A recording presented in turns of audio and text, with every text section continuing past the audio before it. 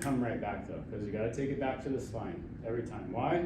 Because we're chiropractors, gosh darn it, and we adjust people. So we're going to adjust C5 and L1.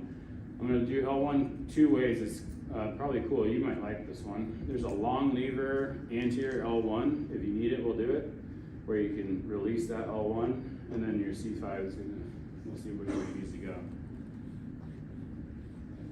C5 right there. And I just, of course. So in order to go through those facets, what's the angle here? 45. You can't do it right from the head of the table.